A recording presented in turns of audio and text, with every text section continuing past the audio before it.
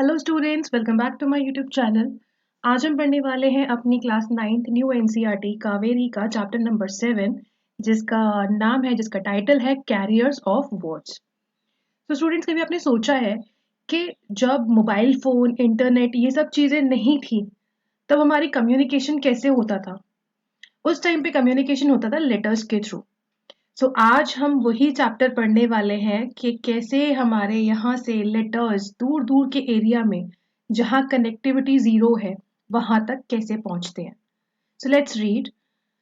This is the chapter. First is, though we are just a click away from sending mail at present, can you imagine how it was before the internet became the way of life? The mail was dropped in the post box, then through the postal system. Finally, it was delivered by the postman in a letterbox. The areas beyond the last railhead and after the road crumbles into sand. Gramin Dak Sevaks still serve as the sole link between the oasis of humanity in India's extremes and their faraway family. Author यहाँ present और past की communication system का comparison कर रहे हैं। वो बोल रहे हैं कि आज के टाइम में हम सिर्फ एक क्लिक से ईमेल या मैसेज भेज सकते हैं, लेकिन एक टाइम ऐसा भी था जब इंटरनेट नहीं था। उस टाइम लोग लेटर्स के थ्रू कम्युनिकेशन करते थे। लोग ये जो पोस्ट बॉक्स होता था उसमें लेटर्स डालते थे, फिर पोस्टल डिपार्टमेंट उससे प्रोसेस करता था और पोस्टमैन उस लेटर को घर तक डिलीवर करता था। इंडिया के कुछ एरियाज ऐसे हैं जहां रेलवे लाइन और रोड्स भी खत्म हो जाती हैं और वहां से शुरू होता है डेजर्ट। ऐसे ही रिमोट एरियाज में ग्रामीण डाक सेवक यानी जो विलेज के पोस्टमैन हैं, वही लोगों को उनके फैमिली से कनेक्टेड रखते हैं। Next is Khetaram is a ग्रामीण डाक सेवक। His left shoulder slumped from years of carrying a mail bag. He is the sole postman of Somarad branch post office. For the last 15 years, he has been trusted link between the people attached to this Rajasthani village post office and their families. Defying all elements of the harshest desert of India, the Thar, he is the lone face of the state who reaches the far-flung hamlets or dhanis of this remote area, just 2.5 kilometers short of the Indo-Pakistan border. यहाँ जो author हैं वो chapter के main character Khetaram का introduction देते हैं। खेताराम एक ग्रामीण डाक सेवक है, यानी जो विलेज का पोस्टमैन होता है। कई सालों तक हेवी जो मेल बैग है, जो उसका पोस्टल वाला बैग है, उसको उठाकर चलने की वजह से उसका जो लेफ्ट वाला शोल्डर है वो झुक गया है। जिसकी पोस्टिंग है वो है सोमाराट ब्रांच पोस्ट ऑफिस में। वो वहां का ही एक पोस्टमैन है, यानी पूरे एरिया में सिर्फ वही लेटर्स डिलीवर करता है। पिछले 15 सालों से वो विलेज के लोगों को और उनकी जो फैमिलीज हैं उनके बीच में वो एक ट्रस्टेड कनेक्शन बना हुआ है। खेताराम को थार डेजर्ट, मतलब यहाँ पे जो बात हो रही है, जिस विलेज की बात हो रही है, वो एक्चुअल में थार डेजर्ट में है। खेताराम को जो है थार डेजर्ट का जो हार्श वेदर कंडीशंस है उसको भी फेस करना पड़ता है और वो उसके फेस करते हुए भी अपनी ड्यूटीज करता है। वो इंडिया पाकिस्तान बॉर्डर के पास के जो रिमोट विलेजेस हैं, जिनको हम हैमलेट्स या धानीस कहते हैं, वहां तक लेटर्स को डिलीवर करता है। सोचो कितनी हार्डशिप उसको फेस करनी पड़ती है। जहां कोई नहीं जा सकता है वहां पर भी वो जा रहा है। अब बात करते हैं हम लोग next. Some 120 kilometers beyond the last railhead at Barmar, 50 kilometers beyond the last phone, and 10 kilometers beyond where the Barmar Chotan road directionlessly crumbles into sand so soft that even bicycles can't fly.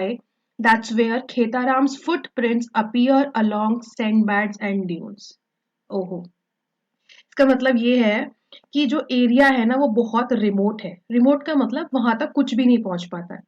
Barmer का last railway station यहाँ से 120 kilometre दूर है और जो phone network है वो भी 50 किलोमीटर दूर तक ही अवेलेबल है। यानी यहाँ पर कम्युनिकेशन और ट्रांसपोर्ट दोनों ही डिफिकल्ट है। यहाँ पे ऑथर जो है वो डेजर्ट के सीन को डिस्क्राइब करते हैं कि रोड आगे जाके सैंड में चेंज हो जाती है और सैंड इतनी सॉफ्ट है कि साइकिल भी वहां पे नहीं चल सकती है। इसीलिए जो खेताराम है वो ज्यादातर रास्ता जो है पैदल चल के ही उसको पार करना पड़ता है। यहाँ पे जो ऑथर है, खेताराम्स फुटप्रिंट वाला जो एरिया है, इसमें जो ऑथर है एक ब्यूटीफुल सी इमेज करते हैं, क्रिएट करते हैं। वो बोलते हैं कि डेजर्ट में सिर्फ खेताराम के फुटप्रिंट्स ही हैं, यानी मतलब पैरों के निशान ही दिखाई देते हैं। इससे पता चलता है कि वो रोज डेजर्ट में चल के लेटर डिलीवर कर रहा है। मतलब बेचारा ना उसके पास साइकिल है ना रोड है जिसपे वो जा सकता है, और डेजर्ट तो वैसे भी कितना गर्म होता है, और उसको पैदल ही चलना है। इमेजिन करो कि इतना भारी बैग है उसका कि उसके फुटप्रिंट्स उसमें दिखाई दे रहे हैं। Next is, it is his bodily effort that ensures that the mail transferred from the mail train onto buses before being hefted onto his shoulders is delivered at the border within 24 hours of dispatch from Jodhpur around 330 kilometers away. Author यहाँ पर ना खेताराम की जो hard work है उसको highlight करते हैं। वो बोलते हैं कि मेल ट्रेन और बसेस से लेटर्स ट्रांसफर होते हैं, लेकिन लास्ट स्टेज पर खेताराम ही उन्हें विलेज तक पहुंचाता है।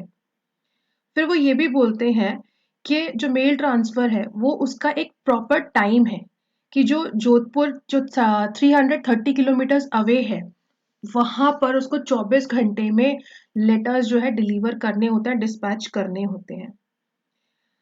Next, often the impression of his footprints reveals the weight of his mail bag. Khetaram का मेल बैग ना बहुत हैवी है।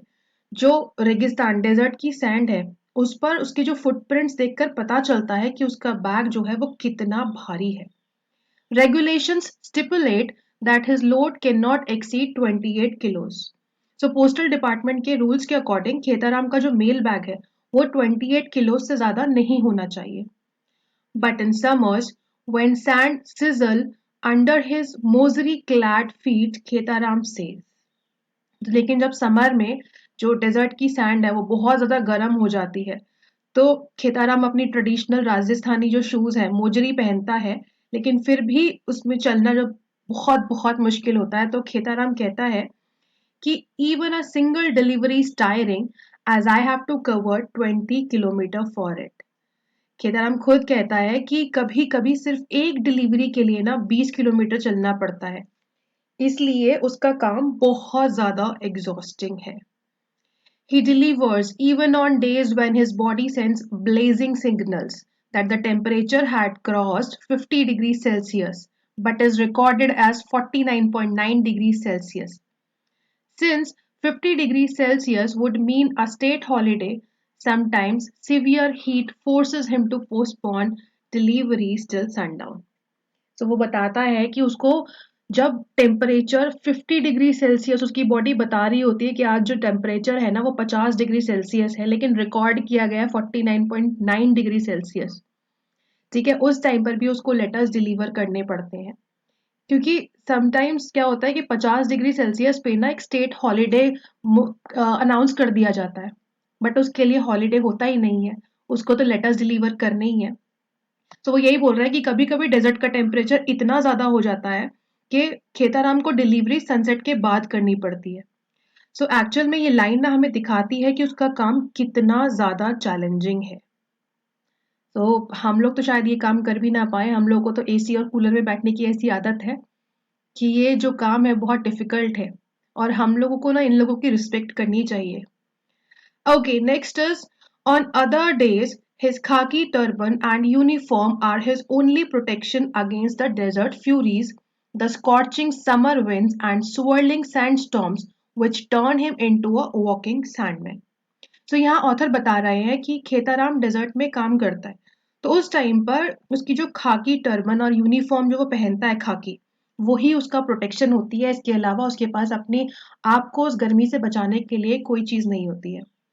जो डेजर्ट में गर्म हवा, सैंडस्टॉर्म और धूप है, इससे बचाने के लिए उसके पास सिर्फ वही एक उसकी पगड़ी है और उसकी खाकी यूनिफॉर्म है। यहाँ पर भी ना डेजर्ट के डिफिकल्ट एनवायरनमेंट को बताया गया है कि समर में बहुत तेज गर्म हवा चलती है और सैंडस्टॉर्म भी आते हैं। कभी कभी खेताराम के ऊपर ना इतनी सैंड चिपक जाती है कि वो पूरा का पूरा सैंड से मतलब मिट्टी से उस रेत से ढक जाता है, इसलिए ऑथर उसको कहता है कि वो वॉकिंग सैंडमैन जैसा लगने लगता है। Next, water is too precious to waste on washing, so I can only wipe my body. यहाँ पे खेताराम बोलते हैं कि डेजर्ट में पानी बहुत रेयर होता है, इसलिए खेताराम नहाने के लिए पानी वेस्ट नहीं करता, वो सिर्फ कपड़ों से अपनी बॉडी को वाइप कर लेता है। तो ये लाइन हमें दिखाती है कि डेजर्ट लाइफ की डिफिकल्ट कितनी ज्यादा डिफिकल्ट है। When I finish there is a sand dune at my feet every evening, he says. तो खेताराम कहते हैं कि दिन भर चलने के बाद उसके कपड़ों पे और उसकी बॉडी पे इतनी ज्यादा रेत जो है ना वो छोटे छोटे सैंड पाइल्स की तरह बन जाते हैं। मतलब जब वो खत्म करता है शाम को और वो अपने आप को झाड़ता है ना, तो ऐसा लगता है कि आधा रेगिस्तान तो वो अपने साथ लेके आ गया है। तो ये पता चल रहा है कि कितनी ज्यादा हार्श कंडीशन है, कितना ज्यादा उसको दिक्कत आती है काम करने में। Till 2001, Khetaram was known as a delivery agent, operating in rural areas devoid of schools and primary healthcare centers. तो यहाँ पे बता रहे हैं पोएट ये ऑथर कि 2001 से पहले खेताराम को डिलीवरी एजेंट कहा जाता था। उसका काम था लेटर्स और मैसेज विलेजेस तक पहुंचाना, मतलब ऐसे विलेजेस तक पहुंचाना जहां पर जो बेसिक फैसिलिटीज हैं जैसे स्कूल है, प्राइमरी हेल्थ केयर सेंटर्स है, वहां वो भी नहीं होती थी। ऐसे रिमोट एरियाज में जो ये डिलीवरी एजेंट्स थे वो खत पहुंचाते थे। Since then, India's 3 lakh plus delivery agents like Khetaram were accepted as Gramin Dak Sevaks, who constitute more than 50% of the total workforce. So यहाँ बताया कि 2001 के बाद गवर्नमेंट ने डिलीवरी एजेंट्स को ग्रामीण डाक सेवक का ऑफिशियल डेजिग्नेशन दे दिया और आज इंडिया में 3 लाख से ज्यादा ग्रामीण डाक सेवक काम कर रहे हैं। वो ये भी बताते हैं कि जो इंडिया पोस्ट में हाफ मतलब मोर देन 50% आधे से ज्यादा जो वर्कर्स हैं वो ग्रामीण डाक सेवक हैं, यानी रूरल पोस्टल सिस्टम में उनका बहुत बहुत ज्यादा इंपॉर्टेंट रोल है। Next we have the frozen desert of Ladakh, the isles of Lakshadweep and the riverine communities of north east are all GDS territories. अब यहाँ पे बोला गया है कि ग्रामीण डाक सेवक केवल राजस्थान में नहीं है। यहाँ हम राजस्थान वाले के बारे में बात कर रहे हैं, लेकिन ऐसा नहीं है कि केवल राजस्थान तक ही सीमित है, बल्कि लद्दाख के कोल्ड डेजर्ट, लक्षद्वीप के आइलैंड्स और नॉर्थ ईस्ट के रिवर एरियाज में भी काम करते हैं। यानी वो इंडिया के सभी सबसे डिफिकल्ट एरियाज में जो पोस्टल सर्विस पहुंचाते हैं वो पहुंचाते हैं हमारे डाक सेवक, यानी ग्रामीण डाक सेवक जिन्हें हम जीडीएस भी कहते हैं। The role of GDS is invaluable since they deliver in interior areas that are often inaccessible by any means besides foot, explained the Postmaster General of Rajasthan Western Region. So जो राजस्थान के western region के post master general हैं वो ये बोलते हैं कि ग्रामीण डाक सेवक का रोल बहुत वैल्यूएबल है, क्योंकि वो ऐसे रिमोट एरियाज में लेटर डिलीवर करते हैं जहां कोई ट्रांसपोर्ट नहीं होता। कई जगह तो सिर्फ पैदल चलकर ही डिलीवरी पॉसिबल होती है। मतलब उनकी मेहनत कितनी ज्यादा है, वो चल के जा रहे हैं, उनके पास कोई ट्रांसपोर्ट नहीं है बट स्टिल वो काम कर रहे हैं। Okay, unlike the British postal system set up in India to rely company dark between administrative centers after independence, the mandate of India Post was to bring the entire population within the mailing ambit. सो यहाँ author जो है वो India के जो पुराना वाला old postal system है उनकी बात कर रहा था, ब्रिटिश के टाइम की। ब्रिटिश टाइम में पोस्टल सिस्टम जो था वो मेनली एडमिनिस्ट्रेटिव ऑफिस के बीच में लेटर भेजने के लिए यूज होता था, मतलब जो आम जन है उनके लिए नहीं था। यानी पोस्टल सर्विस जो थी उस टाइम पे जो कॉमन पीपल है उनके लिए नहीं थी। लेकिन इंडिपेंडेंस के बाद जो इंडिया पोस्ट है उसका गोल था वो चेंज हो गया एकदम से। उनका था कि अब पोस्टल सर्विस का एम था हर सिटीजन तक पोस्टल सर्विस पहुंचाना, यानी चाहे सिटी हो या रिमोट विलेज हो या मतलब इंडिया का कोई सा भी कोना हो, वहां तक लोगों की डाक पहुंचे, वहां तक लोगों के लेटर्स पहुंचे, वो इंडियन पोस्ट का एक मोटो बन गया। Next, compare to 25,000 post offices in 1947, today we have about more than a lakh and a half post offices throughout the country. तो यहाँ पर पता चलता है कि 1947 में इंडिया में सिर्फ 25,000 पोस्ट ऑफिस थे, लेकिन आज इंडिया में 1.5 लाख से ज्यादा पोस्ट ऑफिस है। इससे पता चलता है कि पोस्टल नेटवर्क बहुत ज्यादा एक्सपैंड हो चुका है। Through the GDS, India Post has also been able to reach rural depositors who entrust their monthly savings to the post office in their area. यहाँ ऑथर बताता है कि जो ग्रामीण डाक सेवक हैं इनकी वजह से इंडिया पोस्ट के जो रूरल विलेजेस तक जो है उन्होंने फाइनेंशियल सर्विसेज पहुंच गई हैं। जैसे आपको पता होगा आरडी, एसबी ना सेविंग बैंक होता है, आरडीज होती हैं, तो ये जो फैसिलिटीज हैं ये पोस्ट ऑफिस हमें प्रोवाइड करता है। विलेजेस के कई लोग बैंक की जगह पोस्ट ऑफिस में अपनी सेविंग्स को डिपॉजिट करते हैं, इसीलिए पोस्ट ऑफिस फाइनेंशियल सिक्योरिटी का भी इंपॉर्टेंट सेंटर बन गया है। Now, every post office in the country has many operational accounts of the people which reflects their trust in the postal system. आज इंडिया के हर पोस्ट ऑफिस में लोगों के बहुत सारे अकाउंट्स हैं।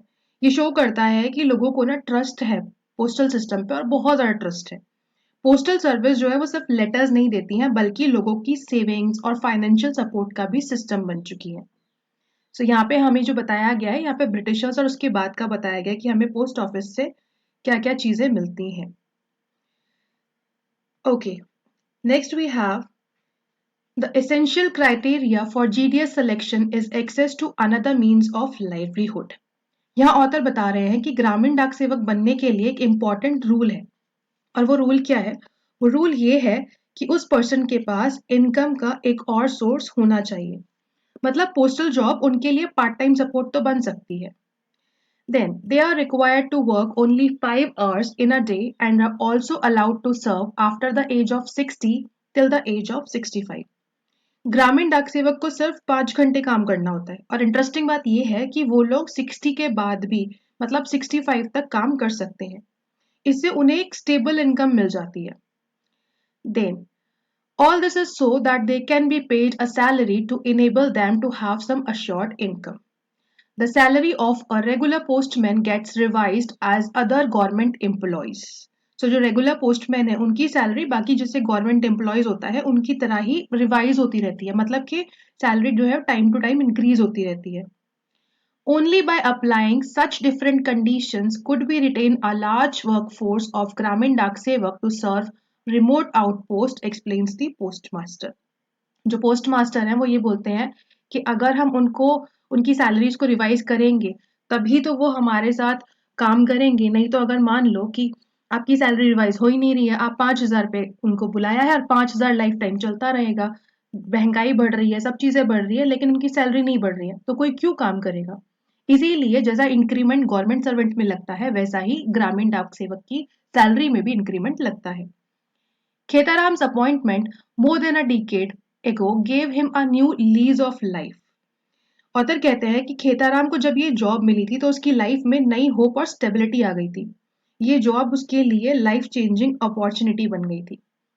अकाल और famine is a way of life here. In a good year, I get 1 crop of bajra that cannot feed my family of 5. तो वो खेताराम के जो एरिया में है वहां पे ना सूखा पड़ना, अकाल जिसे कहते हैं, ड्रॉट और फेमिन बहुत कॉमन है। यानी वहां पे बारिश बहुत कम होती है और जो फसल है वो मोस्ट मतलब होती ही नहीं है, इसीलिए वहां पे फार्मिंग पे, खेती बाड़ी पे रिलायबल नहीं है वहां पर, मतलब आप उसके ऊपर भरोसा नहीं कर सकते हैं। खेताराम कहता है कि अगर साल में अच्छा कुछ हो भी जाए तो सिर्फ एक ही क्रॉप मिलती है हमें, जो होती है बाजरा, और उससे मैं 5 मेंबर्स की फैमिली का गुजारा नहीं कर सकता हूँ। Then we would starve without this job. वो बोलता है कि इस लाइन से ना हमें ये पता चलता है कि जो पोस्टल की जॉब है खेताराम के लिए, उसकी लाइफ के लिए वो बहुत इंपॉर्टेंट इनकम का सोर्स है। अगर ये जॉब ना हो तो उनको भूखा रहना पड़ सकता है। And for each of we would starve without this job, he says, and for each family which resides in this arid land, survival is partly dependent on money orders remitted by a relative. तो यहाँ पर वो बोलते हैं कि village के लिए मतलब कई फैमिलीज जो है उनके जो रिलेटिव्स हैं वो उनको मनी ऑर्डर भेजते हैं, और ये मनी ऑर्डर्स पोस्ट ऑफिस के थ्रू ही आते हैं। इसलिए पोस्टल सर्विस उनके लिए एक लाइफलाइन है, क्योंकि यहाँ पे इतना ज्यादा अकाल पड़ता है, खेती होती नहीं है, तो लोग भी क्या है वो अपने जो उनके रिलेटिव्स बाहर रहते हैं जो मनी ऑर्डर्स भेजते हैं उनके ऊपर डिपेंडेंट रहते हैं। When writing about the social significance of the money order in his book, Story of the Indian Post Office, Mulk Raj Anand says, अब story of the Indian post office एक book है मुल्क राज आनंद की, तो उनके उस बुक में उन्होंने मनी ऑर्डर का सिग्निफिकेंस बताया है।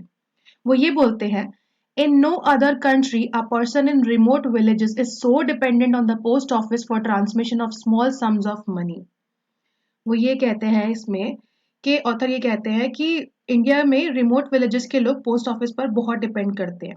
ठीक है, वो ये बोलते हैं कि कहीं भी इन नो अदर कंट्री, किसी भी और देश में कोई भी पर्सन जो ऐसी विलेजेस में रहता है वो छोटे छोटे अमाउंट्स के लिए पोस्ट ऑफिस पे डिपेंड नहीं करता है। It reflects the absolute confidence which most Indians place in the post office. और ये चीज ये दिखाता है कि कैसे हमारे जो इंडियन के जो विलेजेस हैं या हम इंडियन पीपल्स हैं, हम पोस्ट ऑफिस पे कितना ज्यादा भरोसा करते हैं कि हम अपनी छोटी छोटी ट्रांजैक्शंस के लिए, जो ट्रांजैक्शन हो रही है वो ऑब्वियस सी बात है वो कोई या तो मिडिल क्लास आदमी ही करेगा, बहुत हाई फाई तो करेगा नहीं। सो हम कितना ज्यादा ट्रस्ट करते हैं पोस्ट ऑफिस पे। In fact, a few years ago, a scheme of scrap the GDS and transferred the job to Patwari's village record keepers was proposed and summarily rejected. एक बार क्या हुआ, एक बार ना गवर्नमेंट ने एक स्कीम निकाली कि जो जीडीएस है उसको क्या करो, उसको हटा दो। इंस्टेड ऑफ दैट, भाई गांव में पटवारी तो होते ही हैं, तो उनका काम जो है वो पटवारी को दे दो। लेकिन उस स्कीम को खत्म कर दिया गया। We knew they would not be able to do the job, says Buddha Singh, a village elder. तो एक बुद्ध सिंह है, विलेज के जो एल्डर है, वो ये बोलते हैं कि जो काम ग्रामीण डाक सेवक करते हैं वो पटवारी नहीं कर पाएगा। Okay, such aspects of trust make Khetaram a warmly received man. He can dwell on any threshold, read out letters and write replies in his slightly shaky hand. Village के लोग जो है ना उनको खेताराम पर बहुत भरोसा है, इसलिए जब भी वो विलेज में आता है तो लोग उसकी रिस्पेक्ट करते हैं और उसको वार्मली वेलकम करते हैं। देन वो ये भी बोलते हैं कि खेताराम किसी के भी घर के 2 स्टेप्स पे बैठ सकता है, वो कहीं भी जा सकता है, वो लोगों के लेटर्स पढ़ के सुना सकता है और अगर जरूरत हो तो उनके रिप्लाईज भी लिख सकता है। इसलिए वो सिर्फ पोस्टमैन नहीं है बल्कि विलेज के लिए एक कम्युनिकेशन का ब्रिज भी है। अब बताओ, इतना काम कोई पटवारी कर देगा क्या? बिल्कुल भी नहीं करेगा, उसके पास अपने ही इतने काम होते हैं तो वो दूसरे का काम कहाँ करेगा। चलो next. Everyone feels comfortable asking him to read the letters and draft the replies. Village के लोगों को खेताराम पर बहुत ट्रस्ट है। कई लोग पढ़े लिखे नहीं होते हैं, इसलिए वो खेताराम से कहते हैं कि वो उनके लेटर्स पढ़कर सुना दे और उनके रिप्लाईज भी दे दे। इसीलिए खेताराम सिर्फ पोस्टमैन नहीं है बल्कि विलेज के लिए एक हेल्पर भी है और एक गाइड भी है। People are kind to me, the BSF always gives me a lift. तो यहाँ पर खेताराम बताता है कि जो बीएसएफ के सोल्जर्स हैं वो भी उसकी हेल्प करते हैं। बीएसएफ का मतलब है बॉर्डर सिक्योरिटी फोर्स, क्योंकि विलेज बॉर्डर पर के आसपास है, इसीलिए बीएसएफ कभी कभी उसके व्हीकल, अपने जो उनके व्हीकल्स होते हैं उसमें खेताराम को लिफ्ट भी दे देती है। Since their camp here last year, when I distribute their dak, I get a cup of tea. In the village, a piece of jaggery is all that can be offered when he brings news of a birth or wedding. So वो ये बोलता है कि villages के जो लोग हैं वो खेताराम की रिस्पेक्ट बहुत ज्यादा करते हैं। जब वो लोग जो लेटर्स डिलीवर करता है तो लोग जो है उसको चाय पिलाते हैं, मतलब उसको अपना ग्रैटिट्यूड शो करते हैं, उसको रिस्पेक्ट शो करते हैं। फिर वो ये भी बताता है कि विलेज में ना अगर कोई खुशखबरी होती है, जैसे कि किसी के घर में बच्चा पैदा हुआ है, किसी की शादी हुई है, तो लोग खेताराम को गुड़ देते हैं। मतलब यहाँ पर ना एक ट्रेडिशनल वे है खुशी को शेयर करने का, या ये कह सकते हो कि वही चीज है उनके पास जो वो दूसरों को ऑफर कर सकते हैं। There is one letter delivery he dreads. यहाँ ऑथर बताता है कि एक टाइप की डिलीवरी है जिसे खेताराम बहुत डरता है, क्योंकि वो एक्चुअल में क्या होता है, वो ना एक बुरी खबर वाला न्यूज लेटर होता है, मतलब कोई बुरी खबर लाने वाला। The envelope with the right corner torn off, which signifies that the missive bears news of death. अगर जो लेटर है उसका राइट कॉर्नर फटा हुआ हो तो इसका मतलब होता है कि उस लेटर में डेथ की न्यूज है। ये बेसिकली वहाँ का ट्रेडिशनल सिग्नल है कि पता चल जाए कि आप जब लेटर पढ़ने से पहले कि उसमें कुछ अशुभ समाचार है। अशुभ समाचार can not be carried in to the house, says Khetaram. तो विलेज का बिलीव के अकॉर्डिंग अगर कोई बैड न्यूज है तो वो घर के अंदर नहीं जाती है, इसलिए खेताराम घर के बाहर खड़े होकर ही लेटर पढ़ता है। So what happens? He stands outside, read out the letter twice, then tears it to the bits. तो खेताराम लेटर को 2 बार पढ़कर सुनाता है, फिर उस लेटर को फाड़ देता है, क्योंकि वहां का ट्रेडिशन के अकॉर्डिंग बैड न्यूज वाले लेटर्स डिस्ट्रॉय कर दी जाती है। Bad news must be destroyed, he mutters philosophically. Today, after more than a decade and a half of bearing words across this desolate geography, Khetaram says his spine is strong. So वो बोलता है कि खेताराम को ना 15 साल से ज्यादा का टाइम हो गया है लेटर्स को डिलीवर करते हुए इस डेजर्ट एरिया में। उसने बहुत डिफिकल्ट कंडीशंस में भी अपना काम किया है, लेकिन आज भी उसकी जो कहते हैं ना स्पाइन, उसकी रीढ़ की हड्डी एकदम मजबूत है। I am grateful that as a Gramin Dak Sevak, I can serve the people even after 60. He is waiting for the arrival of, so वो ये बोलता है यहाँ पे arrival of phone lines now only 50 kilometer away. For then he might become Gramin Sanchar Sevak when his duty will entail carrying a cell phone and the post from home to home. Khetaram कहता है कि वो बहुत grateful है कि वो ग्रामीण डाक सेवक बन सका। वो 60 साल के बाद भी सोसाइटी की सर्विस कर सकता है। उसे एक्चुअली क्या है, अपने काम पर बहुत ज्यादा प्राउड है। फिर वो ये भी बता रहा है कि अगर फोन लाइन्स विलेज के पास आ जाए तो खेताराम ना क्या बन जाएगा, वो बन जाएगा ग्रामीण संचार सेवक। इसका मतलब है कि उसका काम सिर्फ लेटर्स नहीं बल्कि मोबाइल कम्युनिकेशंस को भी कैरी फॉरवर्ड करना होगा। अगर ऐसा होता है तो वो क्या करेगा, वो लेटर्स के साथ साथ मोबाइल फोन भी कैरी करेगा, यानी अब कम्युनिकेशन की सर्विस और बेटर बन जाएगी। देन वो ये बोलता है मैं तैयार हूँ, आई एम रेडी।